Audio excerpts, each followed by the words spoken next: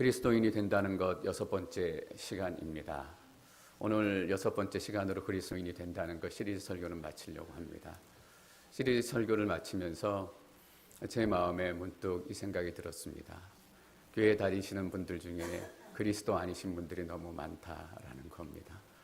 그리스도인이 된다는 것, 다른 모든 것들이 있지만 너무 심플합니다. 그리스도인이 된다라는 것은 예수 그리스도를 믿는다라는 것입니다. 예수 그리스도에 대해서는 저희가 계속적으로 나누겠지만 특별히 오늘 나는 아직 예수님을 만나지 못했어, 예수님을 믿지 않아, 이런 마음이 가지시고 계신 분들이 있다면 오늘만큼은 그분들 졸지 않으셨으면 좋겠습니다. 그리고 좀 마음을 여셔서 들리는 말씀을 좀 생각해 보셨으면 좋겠습니다. 그래서 오늘 말씀은 제가 주로 선포보다 좀 설명을 하려고 합니다. 그래서 그분들에게 좀 설득하려고 합니다.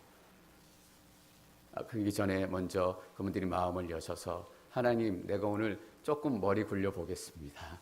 조금 생각해 보겠습니다. 귀찮다고 넘어갈 때가 너무나 많아요. 근데 귀찮아서 넘겨버릴 문제는 아니지 않습니까? 삶과 죽음의 문제, 귀찮아서 게을러서 구원받지 못한다면 그것보다 더 멍청한 일이 어디 있겠어요. 오늘은 그 귀찮음을 여러분들이 뛰어넘으실 줄 믿습니다. 16절 말씀 함께 읽도록 하겠습니다. 16절 시작. 하나님께서 세상을 이처럼 사랑하셔서 독생자를 주셨으니 이는 그를 믿는 사람마다 멸망하지 않고 영생을 얻게 하려는 것이다. 아멘. 세 가지를 오늘 주로 다루기를 원합니다. 첫 번째, 왜 구원이 필요한가? 두 번째, 예수는 그리스도이신가? 세 번째, 왜 구원의 방법이 믿음인가라는 것입니다. 왜 구원이 필요합니까? 답은 간단합니다. 우리는 죄인이고 우리는 물에 빠진 사람이고 우리는 수술을 받아야 하는 사람이기 때문입니다. 죄인이 스스로를 구원할 수 없습니다. 물에 빠진 사람은 스스로를 구원할 수 없습니다. 밖에 물에 빠지지 않은 사람이 잡아서 꺼내줘야 됩니다. 내 안에 깊은 병이 들었다면 아무리 뛰어난 의사라 할지라도 자기 몸을 열어서 자기가 자기 자신을 수술할 수 없습니다. 다른 사람이 와서, 다른 존재가 와서 수술을 해주지 않으면 살아날 수 없습니다. 우리가 죄인이기 때문에 우리가 구원이 필요합니다. 하나님께서 세상을 이처럼 사랑하사, 여기서 말하는 세상은 이 땅을 얘기합니다. 죄에 덮여있고 타락하고 어둡고 무너져 있는 이 세상입니다. 다시 말하면 우리입니다.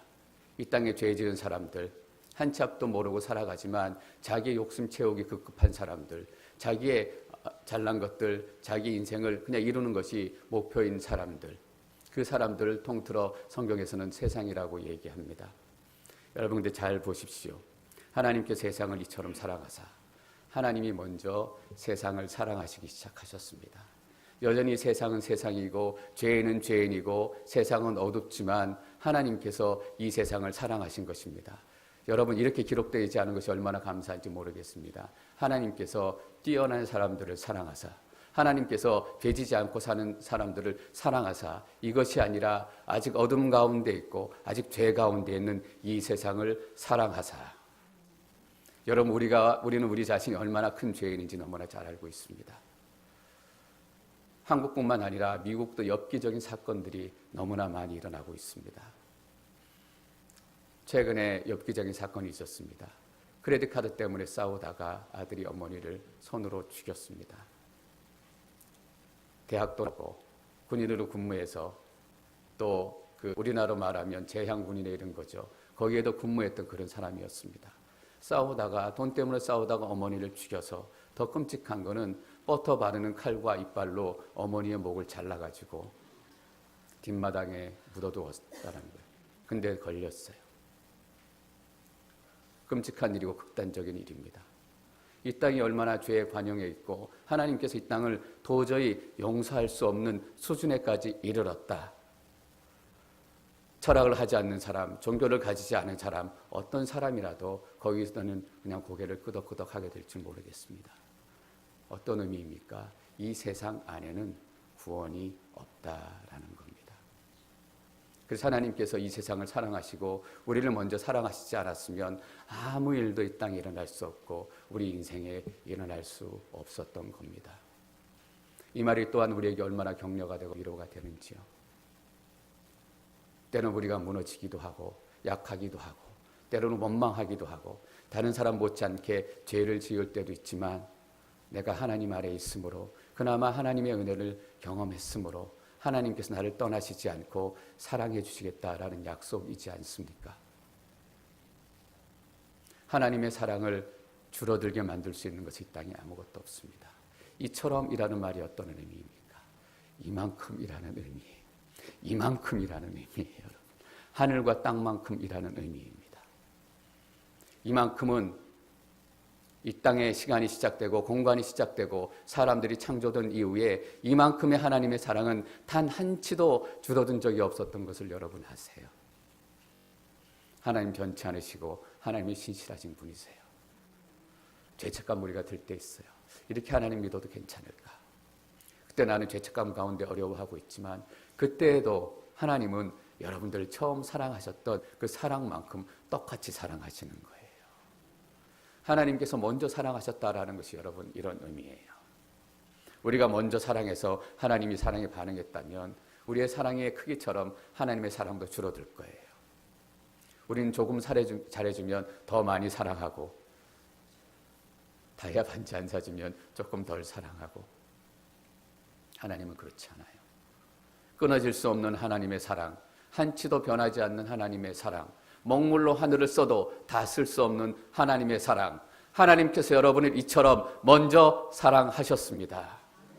저는 다른 어떤 이론과 교리보다 이 하나님의 사랑이 여러분 마음을 터치하기를 축원합니다.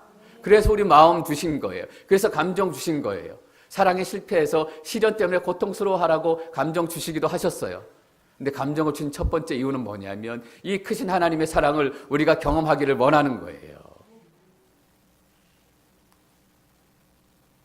아까 정금 집사님 기도해 주시면서 피를 흘려도 살아라 살아라. 그게 하나님의 사랑이라고 저는 믿습니다. 하나님께 세상을 이처럼 사랑하사 이만큼 사랑하신다라는 의미고 또 이런 방법으로 사랑하신다. 여러분 하나님께서 어떤 방법으로 우리 사랑하셨어요? 요 전절에 보면 모세가 광야에서 뱀을 들어 올린 것 같이 들어 올려서 사랑하신 거예요. 예수 그리스도를 십자가에 들어 올려서 못 박게 하시고 죽으시고 이게 하나님께서 여러분들을 사랑하시는 방법이에요. 우리는 착각할 때가 있어요, 여러분. 돈 잘 벌게 해주면 하나님께서 우리를 살아가는 방식이다. 물론 그런 것도 있어요. 그러나 하나님께서 사랑을 구현하시고 완성하시고 보여주신 사랑은 뭐냐면 예수님을 들어 올리셔서 십자가에 못 박게 하시는 그 사랑이에요. 이 사랑 때문에 그 많은 사람들이 자기의 인생을 하나님께 드리고 다른 사람들을 위해서 기도하고 다른 사람을 위해서 섬기러 가는 거예요. 여러분 사랑이라는 말의 의미 아시잖아요. 사랑은 나 혼자 하는 게 아니라 대상이 있는 거예요. 필리핀 저희가 아우리치를 떠나요. 19명이 함께 가게 됐어요. 여러분들 기도해 주셔서 많은 분들이. 어떤 분들이 이렇게 질문하세요. 저는 합당한 질문이라고 생각이 돼요. 그런 질문하시는 분들 비난하려는 의도 아니에요. 헌금하면 되지. 그 비싼 항공료 돈을 들고 거기까지 갈 필요가 뭐 있느냐. 맞아요. 거기에 헌금하면 훨씬 많은 금액이 가서 그분들이 사역하시는데 도움이 될 거예요. 여러분 제가 이렇게 얘기하면 여러분들의 마음이 어떠실지 모르겠어요. 요즘에 부모님들이 제일 원하시는 게 뭔지 아세요? 캐시잖아요. 현금이시잖아요. 현금 드리면 제일 좋아하세요. 현금 드리면 좋아하니까 매번 현금만 은행에 따박따박 보내드리면 부모님이 정말 기뻐하실까요? 현금도 보내지만 1년에 한 번 아들이 어머니를 찾아가고 아버지를 찾아가고 페이스 투 페이스 내가 엄마를 사랑하는 사람이에요. 그래 너가 나를 사랑하는 아들이구나. 단기 선교 가는 게 그런 거예요. 우리가 더 많은 걸 보내드리고 후원하고 선교해야 돼요. 근데 아들이 어머니가 보고 싶어서 어머니를 찾아가고 어머니가 아들을 올까 봐 돈도 오지만 눈 빠지게 1년에 한 번 구정 기다리는 것처럼 독립기념일 기다리는 것처럼 그렇게 기다리는 거잖아요. 그래서 돈도 후원하지만 가서 보는 거예요, 여러분. 가서 얘기하는 거예요. 그게 사랑이잖아요. 사랑은 돈 아니에요. 돈도 포함되지만 사랑은 관계고 가서 만나는 거예요. 그런 분들 혹시 오해하시면 그 이해해 주셨으면 좋겠어요. 저희 물질로도 후원하고 여러 가지도 후원해요. 그러나 1년에 한 번, 1년에 2번 더 자주 갈 수 있으면 좋겠어요. 가서 선교사님들을 뵙고 그 땅에 있는 사람들을 뵙고 내가 당신들을 사랑하는 사람이에요. 내가 기도하는 사람이에요. 16절 말씀 다시 한번 읽겠습니다. 16절 시작. 하나님께서 세상을 이처럼 사랑하셔서 독생자를 주셨으니 이는 그를 믿는 사람마다 멸망하지 않고 영생을 얻게 하려는 것입니다. 사랑하셔서 독생자를 보내셨습니다. 독생자는 말 그대로 하나님의 아들이라는 의미입니다. 우리도 하나님의 아들이에요. 근데 우리가 하나님의 아들이라는 의미하고 예수님이 하나님의 아들이다라는 의미는 달라요. 예수님이 하나님의 아들이다라는 것은 엄마가 아들을 낳고 아버지가 아들을 낳고 그렇게 아들이다라는 의미가 아니라 예수님은 이 땅에서 하나님을 완벽하게 보여주셨다라는 의미에서 아들이라는 거예요. 여러분. 아들은 아버지를 보여주잖아요. 아들은 아버지와 같은 DNA를 가지고 있잖아요. 예수님은 하나님과 같은 DNA를 가지고 있고 같은 본질을 가지고 있는 하나님이지만 몸을 입고 이 땅에 오셔서 하늘에 계신 아버지의 모습을 완벽하게 보여주셨어요. 예수님이 뭐라 그러셨어요? 나를 보는 자는 하나님을 보는 것이다. 이게 하나님의 아들이다라는 의미입니다. 그래서 여러분 예수님 믿으면 예수님 만나면 하나님이 어떤 분인지 알게 된다라는 거예요. 이 독생자 이름 무엇입니까? 예수 그리스도입니다. 예수라는 청년이 2018년 전에 예루살렘의 한 땅에 태어났어요. 그리고 꽤 괜찮은 삶을 살다가 갔어요. 이것을 부정하는 사람들은 거의 없어요. 예수는 사는 사람이 있었고 30몇 살에 죽었고 그래 그것은 인정하겠다. 근데 사람들이 불편해하는 것이 뭐냐면 예수는 그리스도라는 거예요. 그리스도라는 말은 하나님께서 구원자로 이 땅에 보내셨다라는 거예요. 내가 예수라는 사람이 그리스도이고 하나님의 아들이고 하나님인 것을 어떻게 믿겠느냐라는 거예요. 그래서 그리스도라는 단어를 뺐으면 좋겠다라고 얘기해요. 기독교라는 것이 기리사독의 줄임말이래요. 저는 이런 말이 있는지 처음 알았어요. 기리사독의 줄임말이 기독교예요. 그러니까 원래 얘기대로 하면 기리사독교가 되는 거예요. 근데 기리사독은 그리스도라는 것을 지난주에 제가 중국어 한번 얘기해 드렸는데 중국 사람들이 복음 받아들이면서 크리스토스, 그리스도를 중국어로 비슷한 말로 음역하면서 기리사도라고 한 거예요. 제가 이번 주에도 중국어 한 편 말씀드리겠습니다. 기리사도라는 것을 중국어 발음하면 지리스두 이거래요. 지리스두. 기독교는 그리스도교라는 의미예요.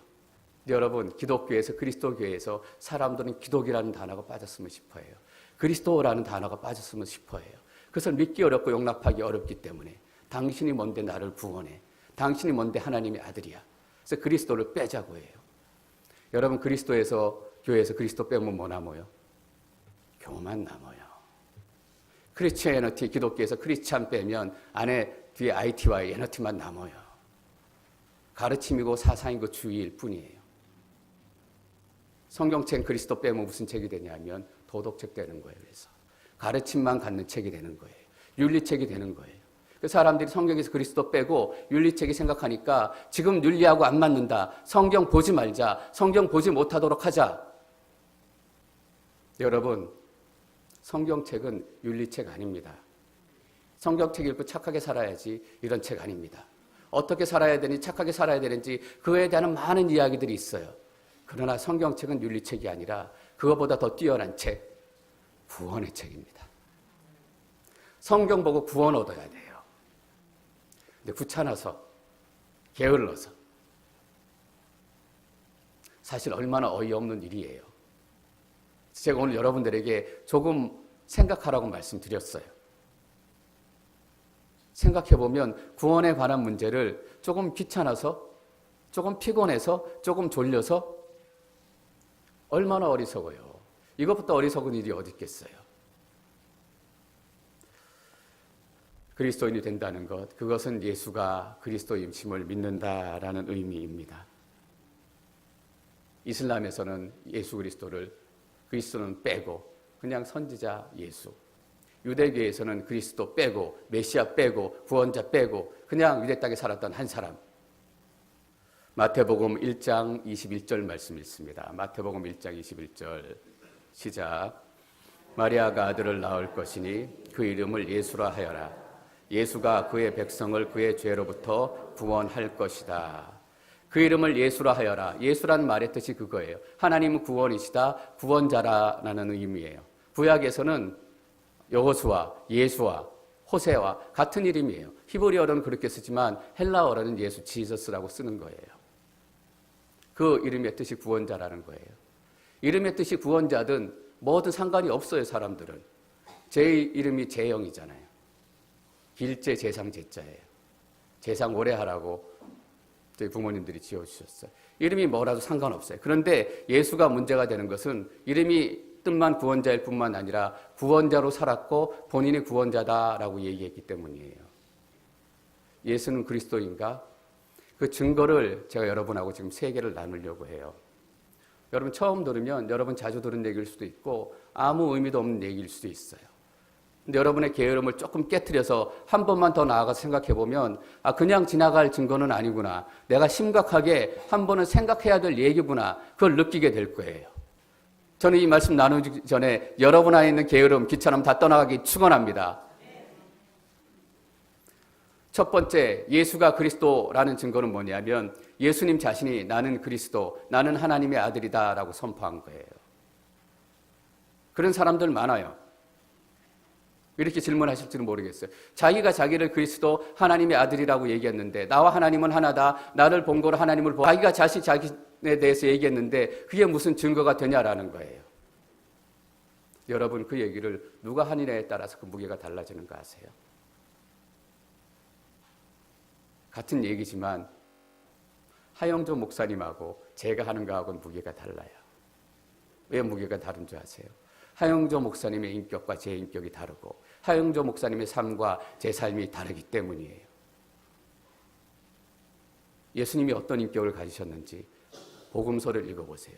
예수님의 제자리 3년 동안 옆에서 지키고 함께 먹고 자고 예수님이 숨어있을 시간이 없었어요. 제자리에게 숨길 수가 없었어요. 예수님의 제자리, 예수님의 인생에 대해서 기록한 게 복음서예요. 복음서를 보면 예수님이 어떤 인격을 가지셨는지 예수를 믿지 않더라도 우리가 끄덕거릴 수밖에 없어요. 이웃을 사랑하고 원수를 사랑하고 7번에 77번을 뺨을 대라. 누가 사마리아인의 이웃이 될 것인가?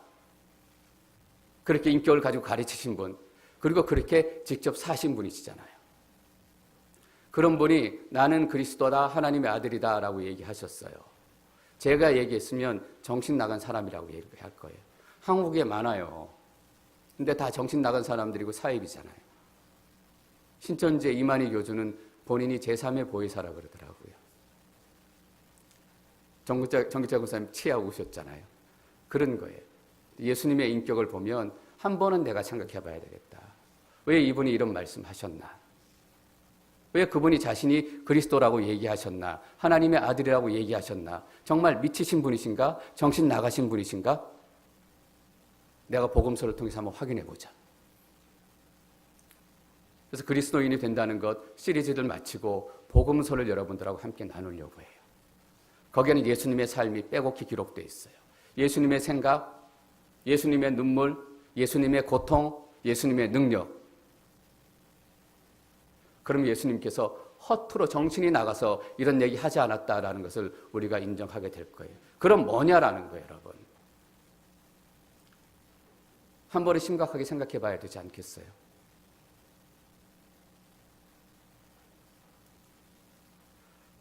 두 번째 증거는 뭐냐면 12명의 제자들이 믿었다라는 거예요.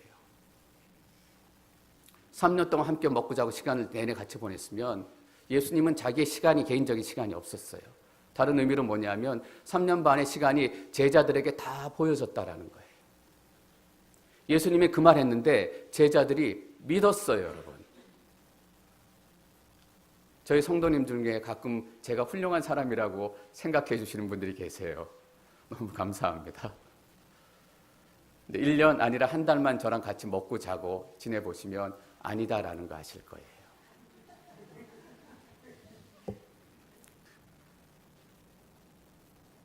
제가 여러분들하고 같이 안 사는 이유 있어요.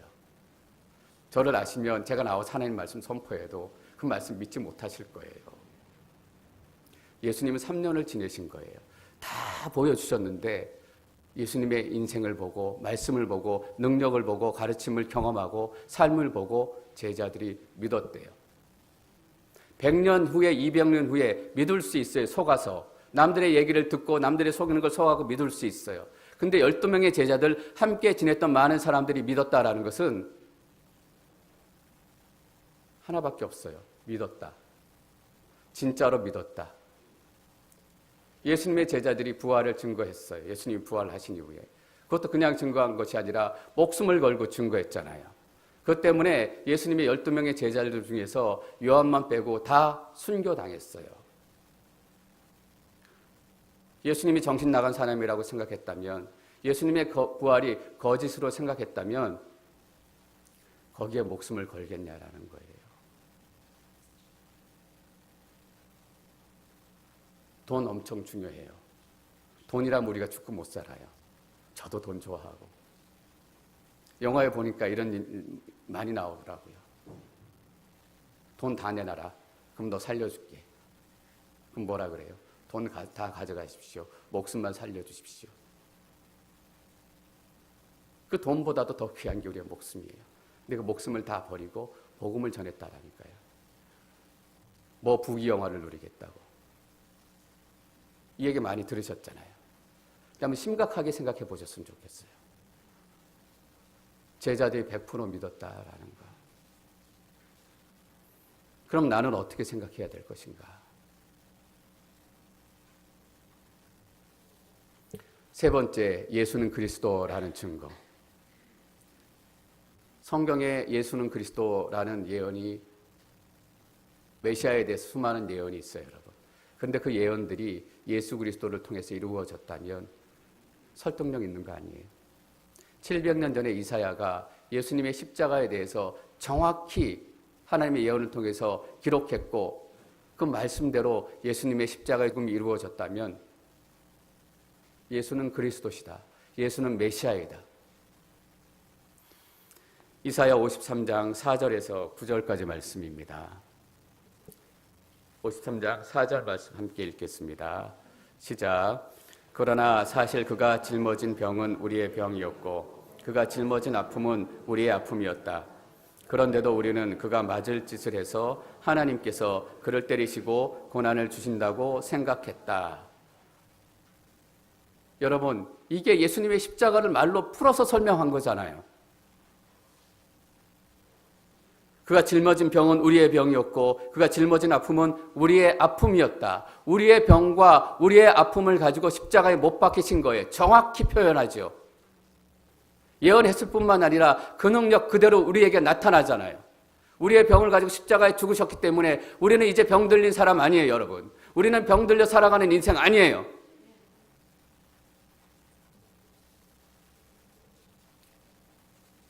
근데 사람들은 뭐라고 얘기했어요? 못 박으면서 저 사람은 못 박으시오, 못 박으시오. 5절 말씀 계속 읽겠습니다. 이사야 53장 5절 시작. 그러나 사실은 우리의 허물이 그를 찔렀고 우리의 악함이 그를 짓뭉갰다. 그가 책망을 받아서 우리가 평화를 누리고 그가 매를 맞아서 우리의 병이 나은 것이다. 지금도 유대인들은 메시아 하면 칼 들고 총 차고 나오는 사람으로 생각해요. 이 당시에는 더 확실히 그렇게 생각했어요. 그런데 이사야가 메시아에 대해서 얘기하면서 사람들의 생각을 반대로 얘기해요. 예수님께서 우리의 허물 때문에 찔렸고 우리의 악함이 그를 짓뭉갰다? 상상할 수도 없는 거예요. 그 당시의 상식으로는. 700년 전에 상식으로 사람의 생각으로 해낼 수 없었던 그 십자가의 진리를 벌써 얘기한 거예요. 우리의 죄 때문에 예수님이 십자가에 못 박히셨습니다.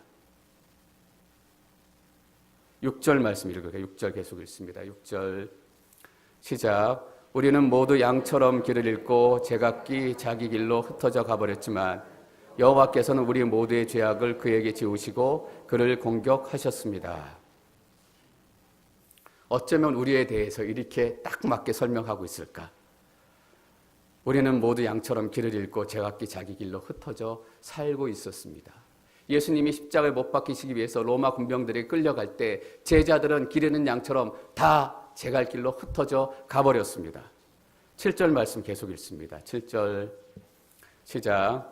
그는 학대를 받고 괴롭힘을 당했지만 입을 열지 않았다. 마치 도살장으로 끌려가는 어린 양처럼, 마치 떨을 깎이는 잠잠한 어미 양처럼 그는 입을 열지 않았다. 예수님께서 빌라도 재판장, 대제사장 신문 앞에 서서 왜 한마디도 하지 않으셨을까? 이렇게 질문하는 사람들이 너무 많아요. 나는 죄가 없습니다. 나는 이 죄와 상관이 없습니다. 사람처럼 그렇게 소리쳐야 정상인데 어떻게 예수님은 털 깎이는 양처럼 아무 얘기도 없이 골고다 언덕을 십자가로 지고 8절 계속 읽겠습니다. 8절 시작. 그는 강제로 끌려가 재판을 받고 처형을 받았지만 땅에서 그의 생명이 끊어지는 것을 보고 그가 당하는 것은 내 백성의 죄 때문이라고 중얼거리기도 한 사람이 우리 세대 가운데 누가 있느냐? 없었어요. 없었어요. 예수님께서 십자가에 죽기 직전에 엘리 엘리 라마 사박다니, 하나님이여 하나님이여 왜 나를 버리셨나이까? 이렇게 고백하니까 사람들이 뭐라고 얘기했어요? 엘리 엘리 라마 사박다니, 엘리 엘리 엘리야를 부르나 보다. 우리의 죄 때문에 예수님께서 십자가에 못 박히시는구나 라고 얘기하는 사람이 이 세대 중에 한 명이라도 있었느냐? 9절 계속 읽겠습니다. 9절 시작. 사람들은 그의 무덤을 악인과 함께 두었고 그가 죽은 후에 부자와 함께 묻어버렸다. 예수님이 십자가에 죽으시고 어디에 묻혔는지 아세요? 부자 아리마대 요셉이 자기의 묘지로 준비해둔 그 무덤에 묻혔어요. 부자 무덤에 묻혔다고요. 이 땅에 죄 지은 악인들의 무덤에 같이 묻혔다고요. 700년 전에 예수님의 장사까지 어떻게 죽으심과 어떻게 무덤이 준비되실지, 예수님이 죽으며 십자가에서 스스로 아리마대 요셉 부자 무덤 찾아가 내려오셔서 걸어가셨게요? 예수님은 죽으셨는데? 그럼 제자들이 이 말씀 이루어야 되겠다라고 예수님 시체 들고 몰래 아리마대 요셉 거기 가서 놓았겠어요? 그렇다면 제자들은 순교하지 않았어요. 내가 그 시체 거기 가다 묻었는데.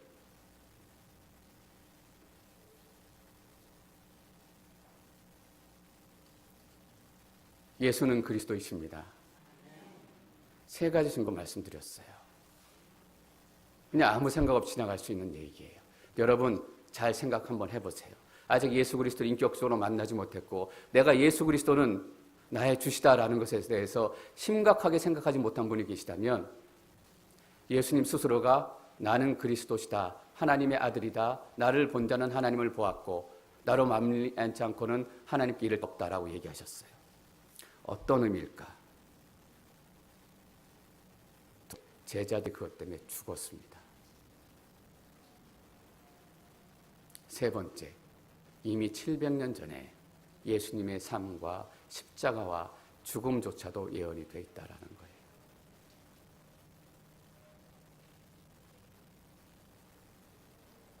사람들이 그런데 믿지 않아요. 생각해보세요. 왜 그럴까? 제가 이 말씀 준비하면서 최소한 저에겐 그렇더라고요. 이 얘기들을 듣고 어떻게 예수 안 믿을 수 있을까? 제가 곰곰이 목사이지만 다시 한번 생각해봤어요. 이 말씀들 예수 안 믿을 수가 없더라고요. 왜 그럴까? 설교는 계속 말씀드렸지만 첫 번째, 귀차니즘 때문이에요. 게으르고 귀찮아서 더 생각하고 더 고민하고 당장 편한 것만 생각하기 때문이에요. 두 번째가 뭐냐면 바꾸기 싫기 때문이에요. 교회 안 다니는 사람들, 예수 믿지 않는 사람들도 내가 예수 믿고 예수님 만나면 내 삶을 바꿔야 된다라는 거 알아요.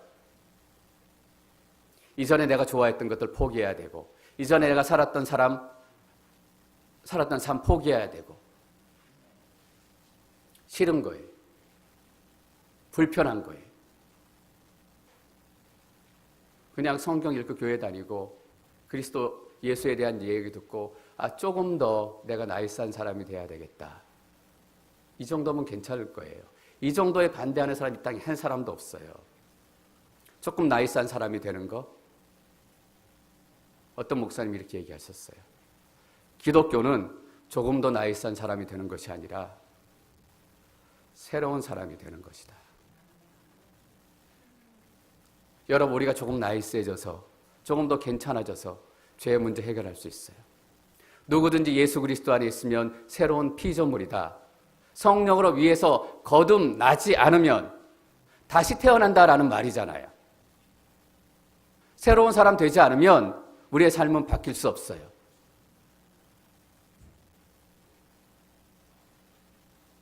세 번째는 뭐냐 하면 우리의 마음이 돌처럼 굳었기 때문이에요. 이번에 저희 바자에 보니까 호떡 있더라고요. 저 호떡 좋아하는데 한국 사람 즉 호떡 안 좋아하시는 분 없을 거예요. 호떡 만들려고 밀가루 반죽하잖아요. 근데 반죽을 계속하지 않고 그냥 놔두면 굳어요. 하루 지나고 이틀 지나고 일주일 지나고 한 달 지나면 돌처럼 굳어요. 우리가 죄 가운데 그냥 살잖아요. 가장 두려운 게 뭐냐면 우리의 마음과 심령과 양심이 돌처럼 굳는다라는 거예요. 죄를 짓고도 이게 무슨 큰 죄냐? 이게 무슨 목숨을 걸 만한 죄냐? 에스겔을 통해서 하나님께서 이렇게 말씀하세요.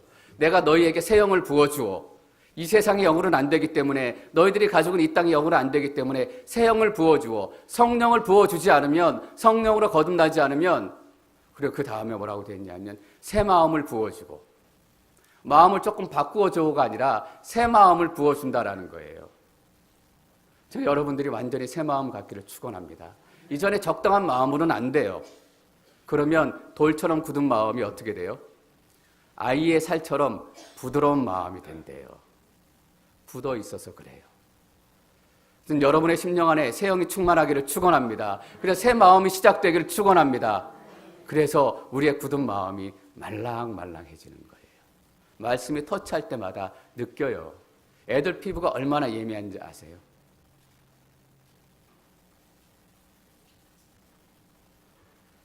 예수는 그리스도이십니다. 하나 더 나눌게요. 오케이, 예수는 그리스도시다. 그런데 왜 믿음을 통해서 구원받게 했느냐? 16절 말씀 다시 한번 읽겠습니다. 16절 시작. 하나님께서 세상을 이처럼 사랑하셔서 독생자를 주셨으니 이는 그를 믿는 사람마다 멸망하지 않고 영생을 얻게 하려는 것이다. 영생을 얻게 하고 멸망하지 않게 하려는 것이다. 어떤 사람들? 그를 믿는 사람마다. 착한 일 많이 하면 천국 가요. 이게 훨씬 설득력이 있게 들려요. 착한 일 많이 하고 괜찮은 사람 되면 천국 갈 수 있어요. 어떤 분들에게 이렇게 교회 30년 다니신 분들에게 어떻게 천국 가실 소망이 있으세요? 착한 일을 많이 못해서 천국 갈지 걱정이 돼. 굉장히 설득력이 있어요. 근데 여러분. 근데 여기에 굉장히 두 가지 오류가 있고 틀린 점이 있어요. 첫 번째는 뭐냐면 착한 기준이 뭔가라는 거예요. 나는 착한 사람이다.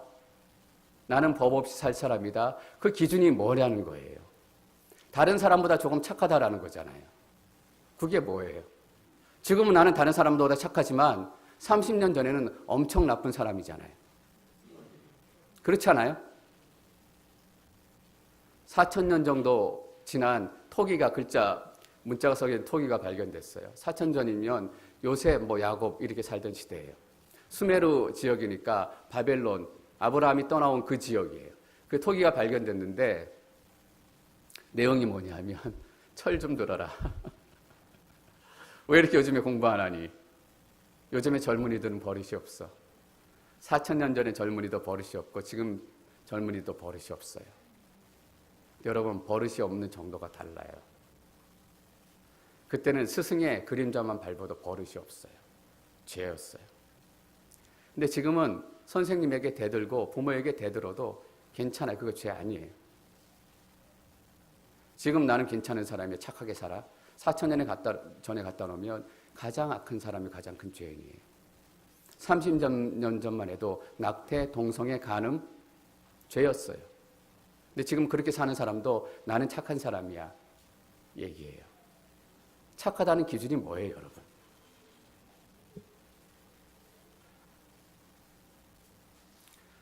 사람이 만들어 놓은 기준이 아니라 하나님이 만들어 놓은 기준으로 착해야 된다라는 거잖아요. 그렇게 될 수 있어요.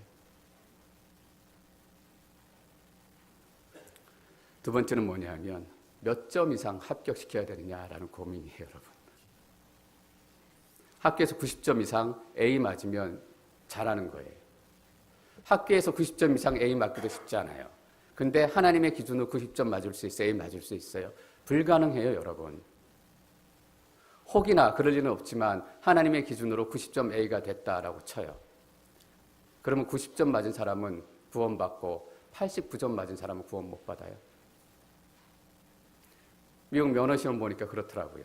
6개 이상 틀리면 떨어지는 거더라고요. 제 아내가 본인 얘기할 때는 본인한테 꼭 물어보고 얘기하라 그랬는데 딱 6개로 붙었어요.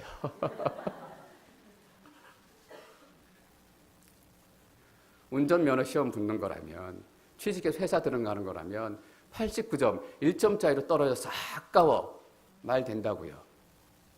근데 삶과 죽음의 문제가 1점 차이로 결정되는 게 말 돼요? 불공평하죠. 89점, 8점은 어떻게 할 거예요? 0.2점 차이인데 그거 가지고 한 사람은 영원히 살고 한 사람은 영원히 죽는다? 불공평한 것 중에 가장 공평한 거예요. 제가 대학 다닐 때 그 과목 공부를 잘 못해가지고 커트라인에서 0.2점 모자랐어요. 교수님한테 이메일 보냈어요. 교수님 좀 올려주십시오.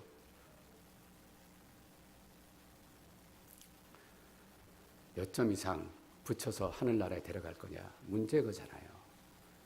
여러분, 착한 일 많이 해서 구원받는다? 이게 설득력 있는 것 같지만 가장 말 안 되는 거예요, 여러분. 한 번만 더 심각하게 생각해보면. 그래서 믿음을 통하여 구원을 이루어 주겠다라는 거예요. 이게 가장 공평한 구원의 방법이기 때문에. 하나님, 내 힘으로는, 내 능력으로는 90점 맞을 수 없습니다. 90점은커녕 30점도 넘기 어렵습니다. 나를 구원해 주십시오. 나를 불쌍히 여겨 주십시오. 내가 예수가 그리스도인 것을 믿습니다. 나에게 오셔서 구원해 주십시오. 그래서 믿음으로 구원받는 종교라야 가장 구원에 대해서 합당한 종교예요, 여러분. 유대교도 있고 이슬람교도 있어요. 착한 일 많이 해야 구원받는데요. 안 되는 거예요, 여러분.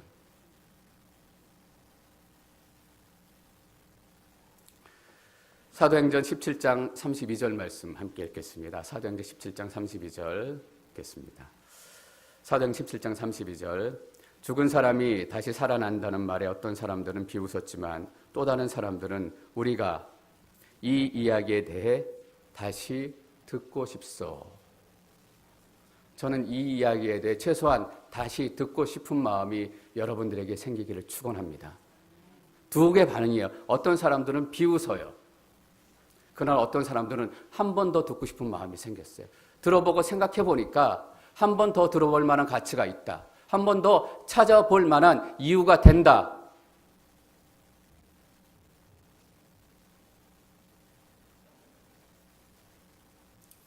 여러분, 하나님께서 우리를 찾으세요, 물론. 그러나 우리도 겸손히 하나님 앞에 나아가야 될 줄 믿습니다. 예수님께서 이렇게 약속하셨어요. 구하라, 그리하면 주실 것이다. 두드리라, 그리하면 열릴 것이다. 구하고 두드리면 찾고 열리게 돼 있어요. 전 여러분들 안에 최소한 이 겸손한 마음이 시작되기를 바랍니다. 그동안 예수님 잘 몰랐어요. 그 이전의 삶은 오케이예요. 그러나 오늘 제가 여러분들에게 말씀드렸던 이 이야기들 곰곰이 한번 생각해 보세요. 그리고 나도 다시 한번 듣고 싶습니다. 그 마음이 생겨서 한번 찾기를 축원합니다. 구하라, 그리하면 주실 것이다. 그리스도인이 된다는 것 6번째 시리즈로 마칩니다. 결론은 이것입니다. 그리스도인이 된다는 것은 예수 그리스도를 믿는 것이다. 그리고 그 믿음대로 사는 사람들이다. 우리는 예수 그리스도가 얼마나 인격적인 분이시고 어떤 삶을 살았고 어떤 능력을 가지셨는지 복음서를 통해서 또 나누게 될 것입니다. 예수는 그리스도이십니다.